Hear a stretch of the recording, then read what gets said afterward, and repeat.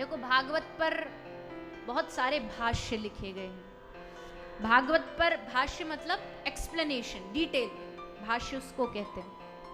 पहला जो भागवत पर भाष्य लिखा है वो लिखा है श्रीधर स्वामी ने, जिसका नाम है भावार्थ दीपिका। श्रीधर स्वामी पाद की जो भागवत की टीका है वो सबसे ज्यादा प्रसिद्ध है। फिर उसी श्रीधर स्वामी पाद के भाष्य पर एक और भाष्य लिखा है श्री वंशीधर जी ने, जिसका नाम उन्होंने लिखा है भावार्थ दीपिका प्रकाश। एक जो भागवत पे भाष्य लिखा आज से 500 साल पहले, वो लिखा है सुबोधिनी टीका श्री वल्लभाचार्य जी ने। ऐसे अलग अलग भागवत पर भाष्य लिखे और उन सब भाष्यों में इस श्लोक की सच्चिदानंद रूपाय की बड़ी सुंदर सुंदर व्याख्याएं की गई है। आनंद क्या, एक बड़ा सिंपल सा इसका लॉजिक है कि अव्यवस्था में भी अगर आपको सुख मिल रहा है तो इसका मतलब है आप आनंद वाली जगह पर बैठे। अव्यवस्था, कोई अच्छी व्यवस्था हो ना, वहां भी आपको बैठ के अगर सुख मिल रहा है ना, तो समझ लो इस जगह सच्चा आनंद है। बिहारी जी गए, खूब धक्का खा रहे हो, कोई सुख नहीं है, कोई व्यवस्था नहीं है, पर फिर भी बिहारी जी दिख गए, तो ये क्या है, ये आनंद वाली जगह। क्योंकि व्यवस्था ना हो के भी अगर सुख मिल रहा है ना, तो मतलब आनंद वाली जगह। यहां बैठे खाना पीना कुछ नहीं मिल रहा हो, फिर भी चेहरे पे हंसी हो, तो समझ लो ये आनंद वाली जगह। जबकि असल में सुख के लिए व्यवस्थाएं चाहिए होती हैं। यही आपको 3 घंटे कोई सिनेमा के थिएटर हॉल में जमीन पे बिठा दे, वो फिल्म वाला जो होता है, जमीन पे ऐसे आलती पालती मार के हाथ ऐसे करके बैठो, देखो, अब तो 3 घंटा देख नहीं पाओगे। वहां सुख चाहिए आपको, क्योंकि वहां व्यवस्थाओं से सुख आता है, पर यहाँ व्यवस्थाओं का सुख नहीं, अव्यवस्था में भी सुख है। इसका मतलब ये आनंद कंद की जगह है, ये आनंद कंद का स्थान।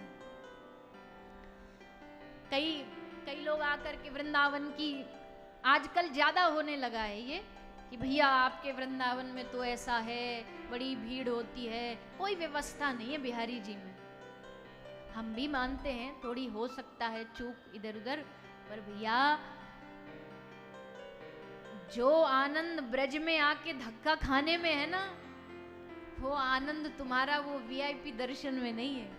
हाँ, थोड़ा कोई वैसी घटना ना घटे, वो जरूर हमें ध्यान रखना चाहिए, पर उसका भी अपना सुख है, अपना ही आनंद है। पीछे खड़े हों और धक्का दे दे करके कब आगे पहुंच जाए पता ही नहीं चले, उस अव्यवस्था में भी सुख है। ब्रज में आकर के जमीन पे बैठ करके पत्तल डाल करके खाने का भी अपना सुख है। जो ब्रज यात्रा में हमारे संग चलते हैं, जाते हैं, तो उनको पता होगा कितनी महंगी महंगी होटल, 5 स्टार होटल में बैठ के खाने में वो सुख नहीं मिलेगा जो वृंदावन में उड़ती हुई रज, थोड़ी थोड़ी माटी उड़ रही हो, पत्तल पर भोजन रखा हो, थोड़ा रज प्रसाद उसमें भी आ जाए, और थोड़ा सा वो जो आनंद है वो कहीं नहीं है। ऐसे सच्चिदानंद भगवान की ये कथा है। यहाँ व्यवस्था हो ना हो, पर यहाँ आनंद है। ऐसे श्री कृष्णाय वयम नुमः, श्री कृष्ण और श्री राधा रानी को प्रणाम करते हुए इस पुरुषोत्तम अधिक मास की इस दिव्य रसमयी श्रीमद् भागवत कथा में हम सब आगे बढ़ रहे हैं। आगे भागवत का महत्व भी हम सब श्रवण करेंगे। उससे पूर्व आइए 2 मिनट के लिए सब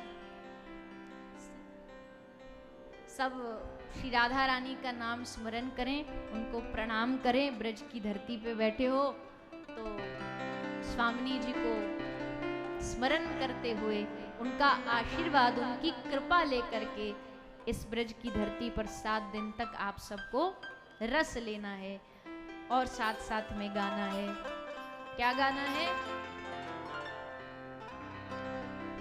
हो मन भूल मत जइयो राधा रानी के चरण, मन भूल मत जियो राधा रानी के चरण।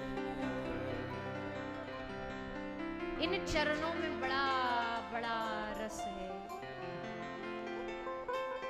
जो उनके गोरे गोरे गौर वर्ण के जो चरणार विंद हैं,